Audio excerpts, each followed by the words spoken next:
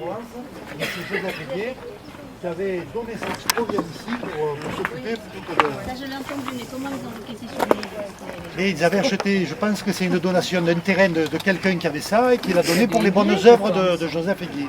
L'abbé Lémire, qui, vous savez, a été député. Il faut le savoir, c'était un prêtre qui était député. Ce député, vous savez qu'avant, les salaires des ouvriers étaient, bien souvent, c'était le café du coin dans lequel on donnait les enveloppes. Et il s'était rendu compte que lors des salaires, l'argent partait très vite de nouveau dans le site où ils étaient, c'est-à-dire le bar.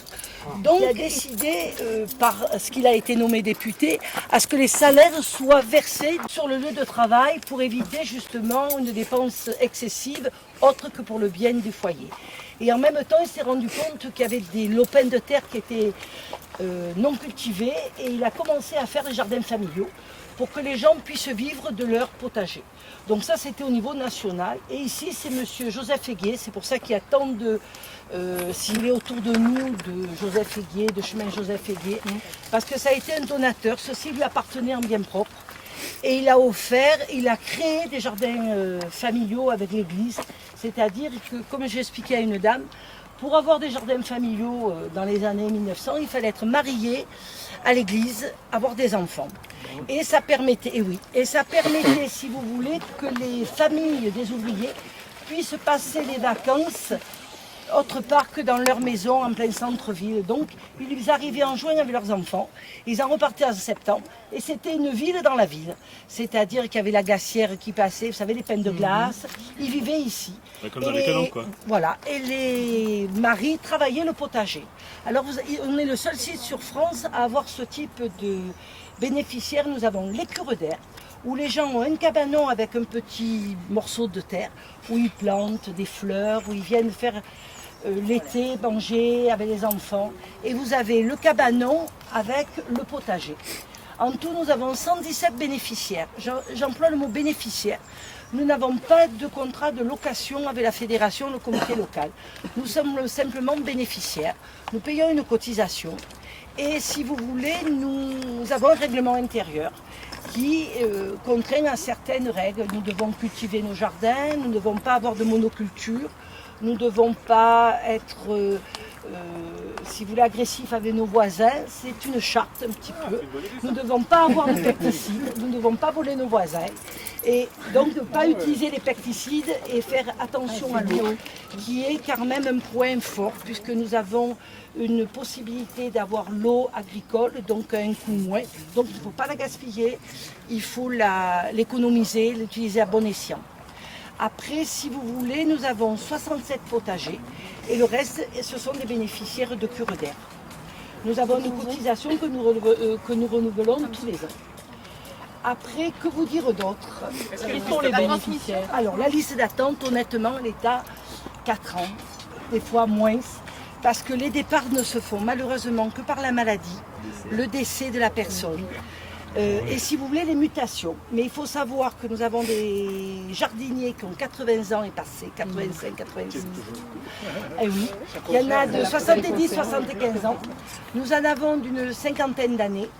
Et nous en avons à 40 ans, en sachant qu'en dessous de 40 ans, il est très difficile de travailler le potager parce que ça vous demande énormément de temps.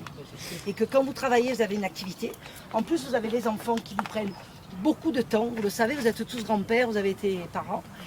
Entre les activités sportives et tout, et ça demande énormément de temps. Parce que quand on voit le potager, actuellement on dit c'est bien, mais on sait que l'été, mettons, ou l'hiver, ou en cette période, ça demande énormément de temps. Tous les 2 jours, il faut être là au moins 3 heures, 4 heures, si ce n'est plus. Donc, mais ça se rajeunit. Et nous avons créé depuis 2 ans des jardins partagés. Alors, qu'est-ce qu'un jardin partagé? C'est quelqu'un qui est parti parce qu'il a changé de pays, il est parti rejoindre sa famille dans un autre pays. Et il avait un lot qui était grand.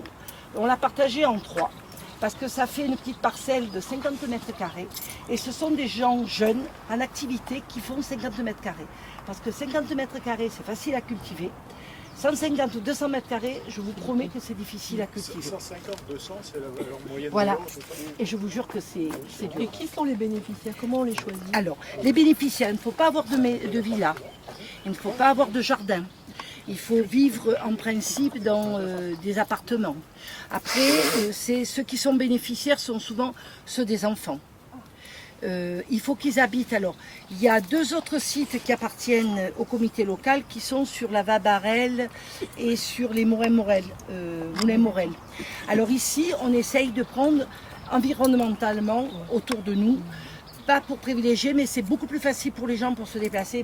Si on appelle traverser la Bouffonne ou Sévigné, ça sera beaucoup plus facile pour les gens. On a des gens du catalan, parce que le côté 8e, le côté catalan n'ont pas de comité local, n'ont pas de jardin. Donc si vous voulez, c'est dans cette parcelle, ils font les demandes. On a 2 personnes à mobilité réduite, une personne qui est en fauteuil roulant et où on lui a créé un bac où il peut cultiver. Ensuite, nous avons fait, depuis l'année dernière, avec l'école de Château-Sec, des jardins pédagogiques. Nous accueillons 123 enfants de cette école. Nous avons choisi cette école parce que nous avions plusieurs demandes par rapport à la proximité, parce que nous pensons que c'est quelque chose d'important d'être proche de l'école. Ça évite le transport. S'il pleut, comme on a eu cet hiver, c'est pas grave, il n'y a pas le car qui a besoin. Et c'est beaucoup plus de question de proximité. Et on leur apprend l'entraide, puisque quand ils viennent, ils arrosent c'est pas une peine pour eux, mais ils arrosent les casiers de leurs camarades. Donc on leur montre qu'il y a son travail, et puis il y a le travail et la collectivité. Et puis il y en avait qui avaient des radis, il y en a d'autres que non, et bien on leur a fait partager leurs radis, pour qu'on voit que ça, on donne tout. Et ça leur apprend la patience. Et ce qui nous on essaye toujours qu'ils aient à peu près la même conception de leur jardin. Les radis, les fèves. Ah, c'est les fèves. Vous avez des fèves, des radis, des salades, des oignons, il y a des fenouils, il y a des choux, il y a des choux-fleurs, des choux brocolis qu'on a plantés. Et ça, c'est les fèves, c'est les mêmes, mais qui sont petits.